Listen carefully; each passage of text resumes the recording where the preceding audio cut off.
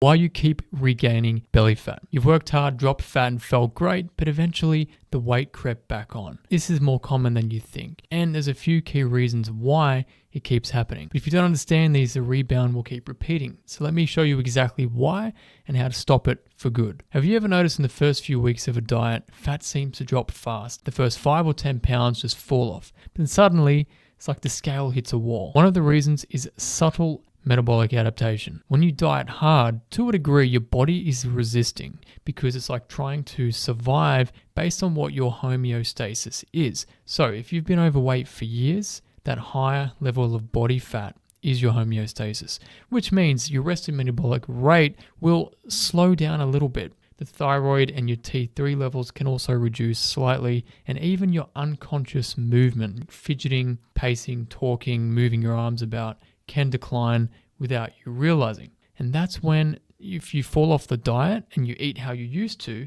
your new maintenance is actually a little bit lower than what it was before. So you end up in a surplus much faster and the fat comes back quicker. There's really no magic trick around this. You just have to take fat loss slow and steady to let your body adapt to each 5 or 10 pound drop without trying to rush it too quickly. And if you don't do that, this next issue becomes even harder to deal with. So when you diet, your hunger hormones will shift pretty quickly. Your leptin, that is the hormone that tells your brain that you're full, will drop when you're eating less food. And your ghrelin, the hormone that makes you feel hungry, will increase because you're eating less food. And if you add stress and shitty sleep, more cortisol in the body will increase your cravings even more. So you're not weak for wanting more food after doing a dieting phase. Your hunger hormones are driving it within your body. And this is when you can finish a meal with a full stomach, but mentally you're still hunting for something sweet or salty. Your brain thinks that you're underfed,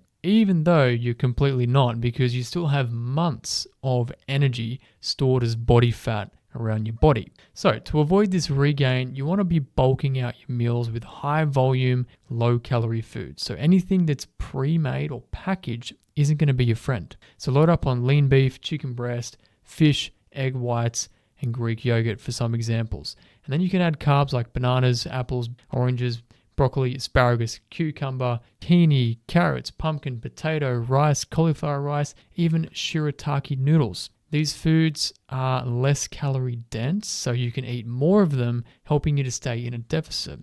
But be careful with fats like oils, butters, avocados, nut butters. They're very easy to overeat, but they're also really high in calories, right? So they add almost zero volume to your meals. And this next thing can trick you to thinking that you've failed when you actually haven't. So say that you finish a diet and you have a cheat day or a binge. You eat high carb meals with more sodium and suddenly the scale spikes 1 to 2 kilos or 2 to 4 pounds practically overnight. Now most guys will panic. They think they've gained fat, but it's not fat. It's glycogen, water, sodium, and it's just more food sitting in your gut. Carbs pull more water into the muscle cells, and sodium pulls more water into the bloodstream and fluid around cells. And when you're not dieting consistently, your body holds more of both. So the weight isn't a real problem.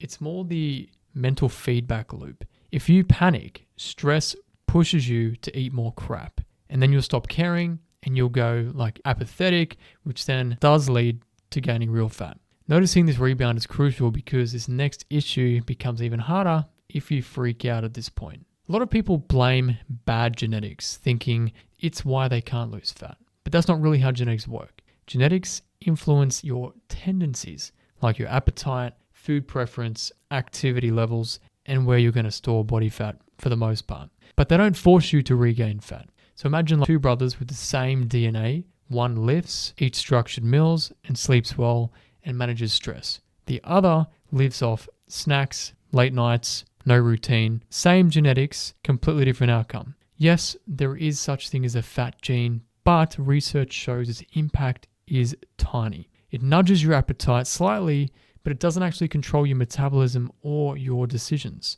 So no, your DNA isn't dragging you back to 30% body fat. But this next point definitely can. Most diets don't fail because someone wakes up and just quits for no reason at all. All diets can work in the short term. But if the structure isn't built around your work, your travel, family, stress, and your social life, it will crack under pressure because there's a lack of lifestyle integration and continuity. See, it's easy to learn how to lose fat, but where most guys fail is learning how to stay lean. Fat loss and maintenance require different calorie targets, but also a different mindset and ultimately a different lifestyle. If you don't transition from dieting to actually living lean, then you're going to fall back into old patterns and then the fat strikes back.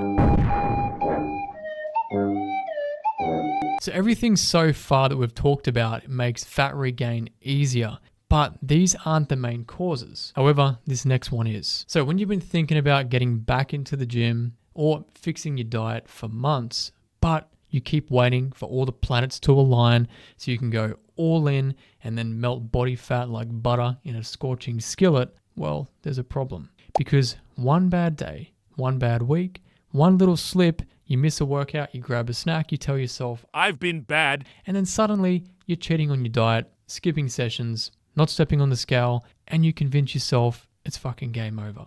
But it's not. The game didn't end. You just tried to play at level 10 when your life is probably better suited to a 4 or a 5 right now. So you can't expect pro athlete discipline if you haven't practiced for months or years. So the solution is stop overcommitting. Start with what you can do today, tomorrow, this week, and build consistency first. Then you can start stacking habits like a long-term investment. There's really no shortcut to success, but this next point is a shortcut to regaining fat. Say you finish your diet, the pressure comes off, you loosen up, you stop tracking, you start eating the way you used to. Going straight from a deficit back to your old normal habits puts you into a massive surplus. And this is why most guys need a reverse diet. So instead of falling back into old habits, you want to rebuild your calories slowly, adding just 100 to 150 per week and seeing how your body actually responds. This gives your metabolism time to climb back up, regain your hunger hormone stability, and just get the energy back and normalize things a little bit. If you skip this phase, you're basically pouring petrol on the rebound and wondering why it's so hard. And the fat regain almost becomes guaranteed if you're going to ignore this next thing I'm about to talk about. When most people start a diet, they focus on healthy foods, cardio, hitting the gym as much as they can, which is very important. But if you don't dig deep enough, if you're not monitoring your weight, calories, daily burn, body fat trends, and your training progress every session, then the moment you stop eating perfectly, you stop doing heaps of cardio, the fat is going to pile straight back on. Because you never built a formula that you could put some pressure on and rely on when the bad weeks and the stressful months hit to prevent that rebound. But when you know your long-term data, you can instantly see what works on your best weeks and your worst weeks. Daily data makes maintenance super easy and being honest with yourself, and this means the same weigh-ins, same steps, same training structure, just with more flexibility so that you've got weekly averages that you're focusing on. It's kind of like using training wheels, but if you take them off too soon, you're going to stack it, right? Because when you stop tracking, your awareness drops. When your awareness drops, you make worse choices, and then you fall back into those old failure patterns. And this next thing will accelerate that downward spiral even faster. If you go back to the same fridge and pantry, the same late night routine, sitting on the couch, the same social habits, you will trigger the same loop that made you gain fat originally. I'm not saying quit life and become a hermit like Master Yoda. Yeah. Unless that's your vibe. But the people you spend time with influence you massively. If your circle is mostly overweight, stressed out people who are always eating out, always drinking, that becomes normal. Then your default drifts right back to where theirs is, or the average of it. So during a diet, your biggest danger is that reward loop. Because you feel proud, you feel relieved and lighter, so you celebrate with food thinking, I earned this. But that's the old you trying to grab the wheel and survive. And if you obey that instinct without a conscious choice, you're retraining your brain to associate relief with eating more food. Stress, eat. Reward, eat. Comfort, eat. And here's where this becomes the biggest cause of regain. Instead of asking, how do I lose more fat? Ask, what would the lean version of me do? There's a huge difference between the guy who identifies as being overweight, who's trying to be good this month versus the guy who identifies as someone who has lean habits or is building lean habits. This doesn't evolve overnight. The old you has to die off slowly.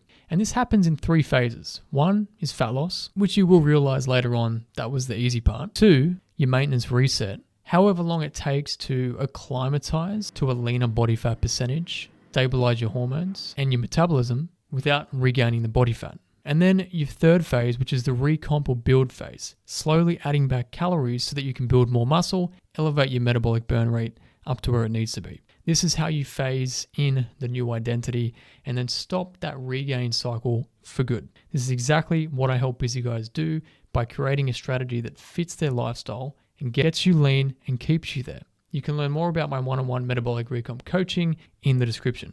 Or if you prefer to go this journey alone, grab my step-by-step blueprint routine. The link's also in the description. Then watch this video next where I break down the 7 signs that you're actually losing belly fat.